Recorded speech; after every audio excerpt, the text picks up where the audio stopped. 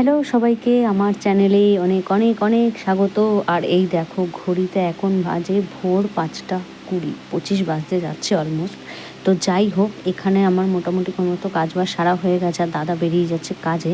আর আমি এই ফাঁকে টুক করে চলে যাব ছাদে। এখন বাড়ির মোটামুটি সবাই ঘুমাচ্ছে, হাজব্যান্ড ঘুমাচ্ছে, মেয়ে ঘুমাচ্ছে। আর ছাদে এসেছিলাম আমি 5টা নাগাদ। এসে দেখছি না চারিদিকটা বেশ কুয়াশা, বৃষ্টি হয়েছে যদিও খুব, বেশ হালকা একটা বেশ কুয়াশা কুয়াশা পুজো পুজো ভাব লাগছে। ছাদে এসেছিলাম কেন সেটা তো জানা ছিল না। হঠাৎ করে একটা জিনিস দেখে ভাবলাম দ্বিতীয়বার আবার ছাদে যাই, একটা ভিডিও না করলে হয়।